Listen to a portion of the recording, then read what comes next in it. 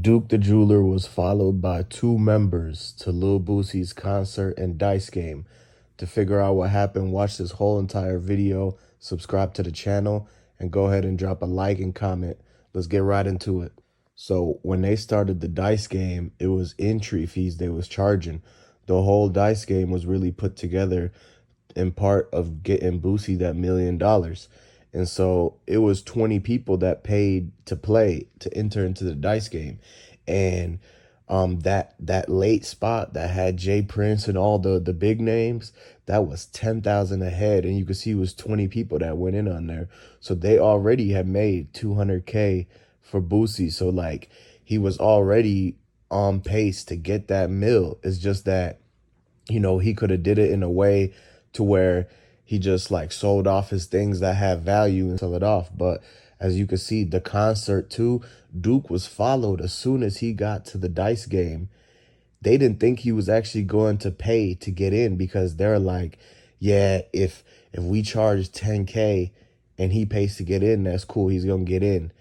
But if he didn't want to pay the 10K to get in, then he would have turned around and tried to go back to his car. That's when the wolves would have got him, because you have to keep in mind that they were watching him the whole entire time ever since he had landed.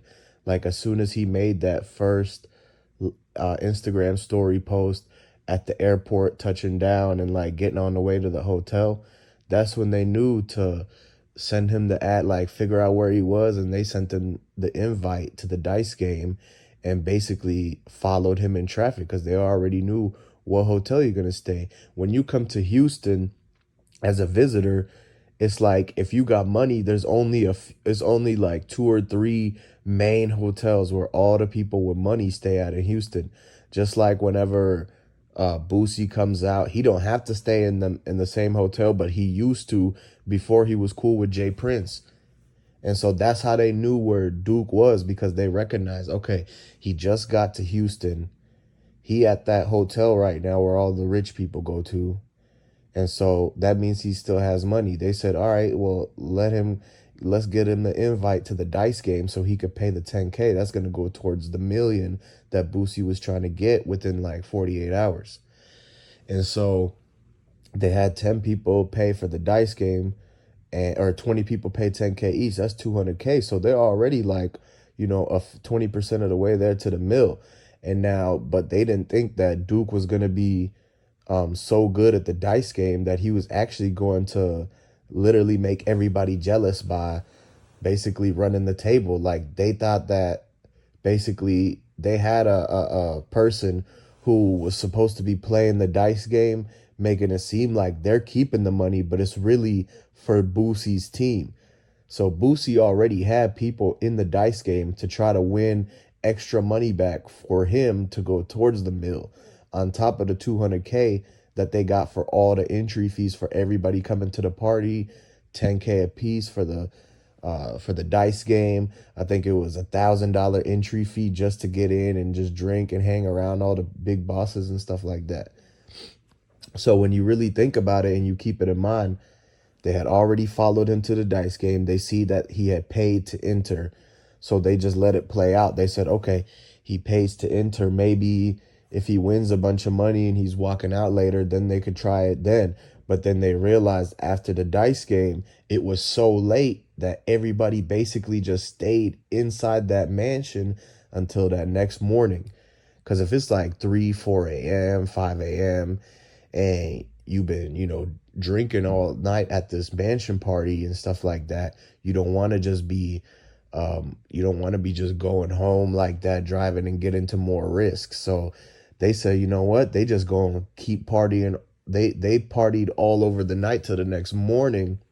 And then that morning, they already followed Duke for him to go back and change clothes at his hotel to get ready for the concert. That he went and had lunch. They were watching him too. Because, people they still eat lunch. They still eat dinner. So it's not like while all these things are going off, it's not like people aren't eating. No, they're still eating. They're still going to get their essential stuff. Like they still have to go and get all the things that people need, like on a daily basis, your basic needs, right? And so when they when they were going around to run their errands to get fresh, like he had to go and basically get another piece of something to go with his outfit that he had on. So once they started following him and he was getting his things for the concert and he pulled up to the concert, that's when they knew that this was going to be the time, because it was already pre-planned and booked in advance that he was going to be the only person to not be able to enter the VIP parking. And you got to keep in mind, they invited him and his ticket literally had the whole pass to get in. They should have let him in through the gate and literally park right next to Boosie, but that didn't happen though. So you got to understand about how they literally had the whole weekend play out and made it seem like everything was about to be done and over. And right before Duke was about to go home and literally like fly back out to go to his spot, then last second, that's when they decide to basically release the wolves on him.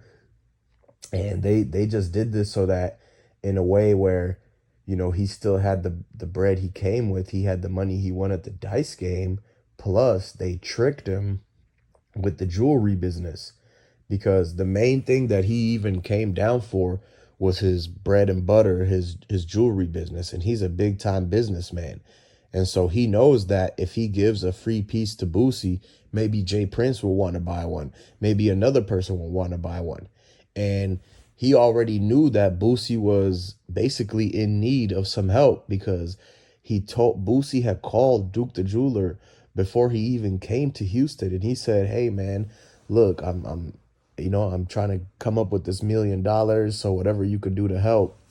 And blase, they was talking about, oh, he might be able to donate a piece of jewelry, but they asked him, and he's like, yeah, but can you bring the whole selection? Maybe if you donate one and I come up with the mill, we might be able to make something work out.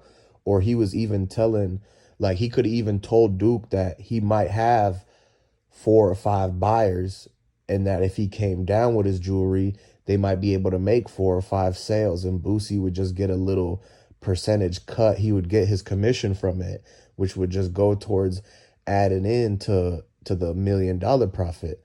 Like, for example, if Duke sells a $200,000 chain or a $100,000 chain, Boosie might get, 10-20%. He might get $25K from that.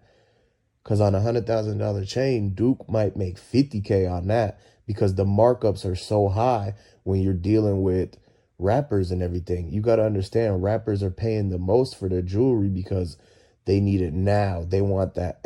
They want the attention. They want to post pictures of it. They want people to look at the shine from the jewelry, because that's just the type of life they want to live, right? And so at the end of the day, they knew that if they said that he was going to have potential buyers for the jewelry, that it would convince him to bring his entire display. And he cleared out his display case and closed down the jewelry store in his home spot, just so that they can basically shift to focusing it on, that weekend and maybe the 4 or 5 sales, or if Boosie was going to get one, or if Jay Prince was even going to get a chain.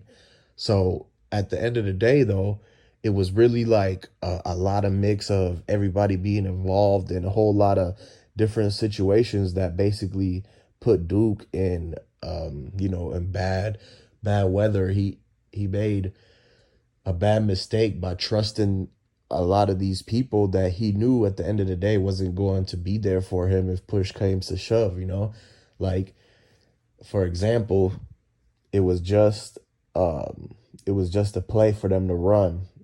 They really didn't, they wasn't going to keep Duke on their team and everything like that.